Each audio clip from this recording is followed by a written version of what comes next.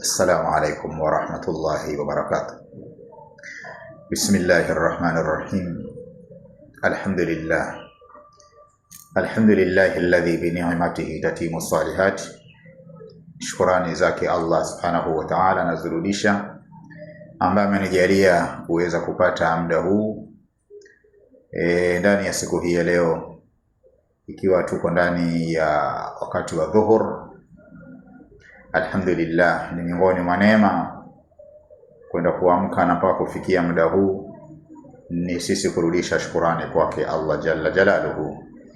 Kwani uhai, ndugu zangu, haumo ndani ya mikono yetu wala maarifa yetu, bali uhai unamilikiwa na Rabbul Alamin. Letu sisi ni kusema alhamdulillah.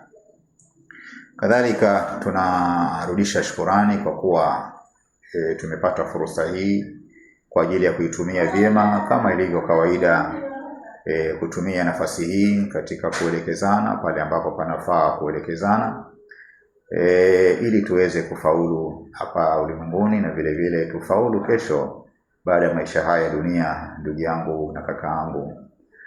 Ikiwa ni nasaha yetu ya leo, nasaha ya 46. Ni nasaha ambazo mara kwa mara tunasema ni nasaha zilizo na umuhimu sisi ndani ya maisha yetu kuweza kuzisikiliza na kuzifuata ili tuweze kufaulu. Hatuwezi tukafaulu nje ya mafundisho aliyokuja nayo Mtume alayhi salatu wassalam. Ahbabi alkiram wa ikhwani fillah, tumo leo katika nasaha kama alivyosema 46, ambayo ni riwaya ya Abi Daud. Ni hadithi ambayo inasimuliwa na sahaba Abdullah ibn Busr.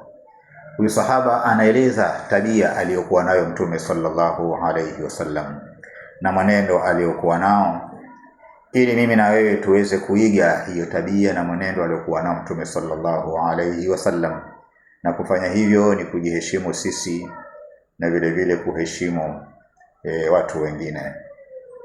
Anasema sahaba radhiyallahu ta'ala anhu, kana an-nabiy sallallahu alayhi wasallam, alikuwa Mtume, rehma na amani ziwe juu yake, idha ata baba qaumin, anapoendea mlango wa watu, anapokuwa amefanya ziara katika nyumba ya watu, lam yastaqbil al-baba min tilqa'i wajhihi, Mtume alikuwa hauelekei ule mlango kwa uso wake. Alikuwa helekezani uso wake na ule mlango wakati amefanya ziara katika nyumba ya watu. Anatembelea nyumba ya watu, basi alikuwa hasimami akaelekeana uso wake na ule mlango. Mtume alayhi salatu wasalam alikuwa akifanya nini? Alikuwa akifanya Mtume, anasema sahaba, walakin min ruknihi al-ayman, lakini alikuwa akielekea Mtume ama akisimama Mtume katika upande wa kulia kwa ile nyumba. Yani ule mlango alioendea anasimama upande wa kulia, awil aisar, ama upande wa kushoto. Hivi ndivyo Mtume alikuwa akifanya, haelekezani uso wake na kuangalia kwa kuelekezana na ule mlango. Kama baadhi yetu tunafanya hivyo kwa kukosa zile akhlaq na mafundisho. Unakwenda nyumba ya watu, ndugu yangu, na ukifika tayari waelekezana na ule mlango, na pengine pale hakuna pazia, ama pengine pazia yenyewe ni pazia zile ambazo hazina stara kisawasawa. Ukisimama tayari ndani waona. Sasa umesimama waelekezana na mlango, alafu wabisha hodi ile hali unshaona kila kitu mule ndani, na ile hodi imewekwa kwa ajili ya kustiri na kujificha na yani usioni aliyomule ndani, watu wajue kwamba kuna kuja mtu, pengine kuna mambo ambayo hustahiki wewe yaone, wajieke sawa ili ukaribishe uingie. Ndio maana kwa nini al-istidhan, watu kutaka kuingia ama kuomba ruhusa ya kuingia, ni kwa sababu kwamba usione aliyomule ndani. Ndani ya manyumba kuna mambo mengi ambayo mtu mwingine hastaki kuyaona. Wewe na mimi tunaishi ndani ya nyumba, na kuna mambo fulani ambayo usikupendi mwingine ayaone. Mwenye ni siri yako wewe mule nyumbani, hisi yako wewe na mke wako mule ndani, mwingine hupendi kwamba ayaone. Kuna hali nyingine ambazo wewe mwenyewe unapokuwa nje wewe ama unapokuwa ndani utakikani watu wazione. wewe mwenyewe vile ulivyo. Pengine mwenyewe unapokuwa ndani wavua kanzu unabaki na vesti ndani.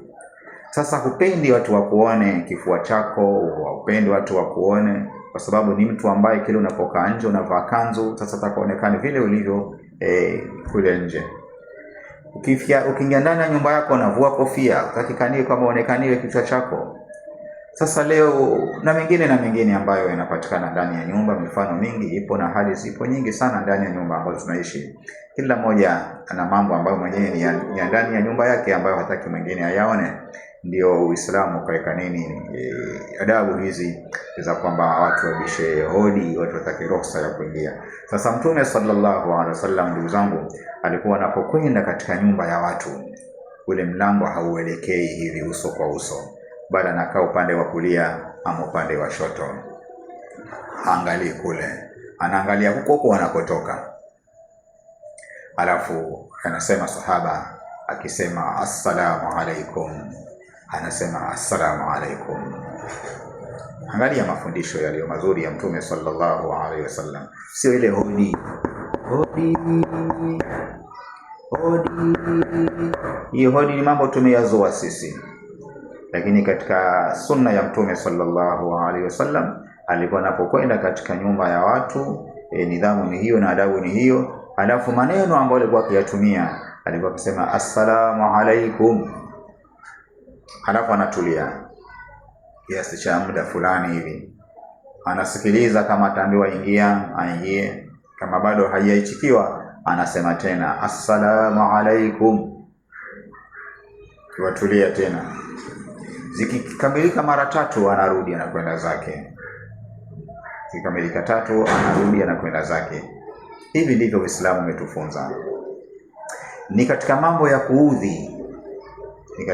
kuudhi, na hili utalisadikisha pia ndugu yangu. Bila shaka pengine hii hali ishakupata ndani ya nyumba yako, ukahisi kukirihika sana. Kuna watu wengine hawana adabu, hawana nidhamu za kubisha. Wewe umekaa ndani ya nyumba yako umejipumzisha, mtu anakuja na gonga kama polisi kwa nguvu. Kuna wangapi wamefukuzwa? Na pengine amekuja na haja muhimu sana, lakini kwa sababu ya utovu wa adabu na nidhamu inabidi afukuzwe. Rudi, una adabu, watu wekea fujo hapa, ni hodi ya vipi hiyo? Unagonga kama polisi, anarudishwa. Na pengine amekuja na jambo muhimu sana alifikishe pale, lakini kwa sababu ya kukosa kwake adabu na kukosa kuelewa yani nidhamu za kugonga na za kubisha, inabidi afukuzwa, anarudishwa. Kuna nidhamu zake vile vile. Ndio tunasema ndugu zangu, Uislamu ni dini ambayo imetuwekea kila kitu mahali pake. Kila kitu imetufunza mahali pake. Imetufunza nidhamu sana dini ya Uislamu. Haya yote kuchunga heshima.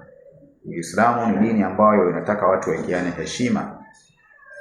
Zile aibu zifichwe, zile aibu zisitiriwe. Kila mmoja awe mwenye kuhifadhi na kustiri ile aibu yake. Na vile vile kusipatikaniwe watu kule yani kukoseana heshima na kutiana chuki. Ni kitendo ambacho leo kitafanyika hivi, bila shaka utabeba chuki.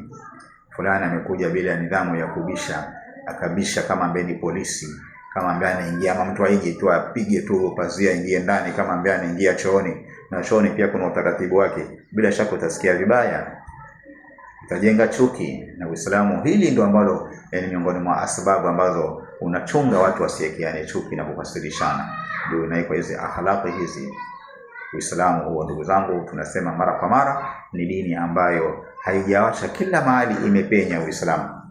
Kila kwenye hali katika maisha ya wanadamu, Uislamu umekwenda kufundisha hiyo hali hiyo, kwamba hapa fanya hivi, hapa utafanya hivi, hapa usifanye hivi, na hapa usifanye hivi. Allahu akbar. Dini iliyo bora, dini iliyo nzuri, dini ambayo ni kuishi ndani ya dini ya Uislamu, utakuwa mtu mzuri sana. Ukifuata mafunzo ya Uislamu utakuwa ni mtu unayependeza katika hii dunia. Utakwenda kubeba mapenzi ya kila mmoja katika hii dunia, kwa sababu unaishi katika utaratibu ambao ni utaratibu unaotoka kwa Mungu Subhanahu wa Ta'ala. Sisi kujipamba na utaratibu huu. Inshallah, naomba Allah atujalie katika waja wake walio wema. Innal ladhina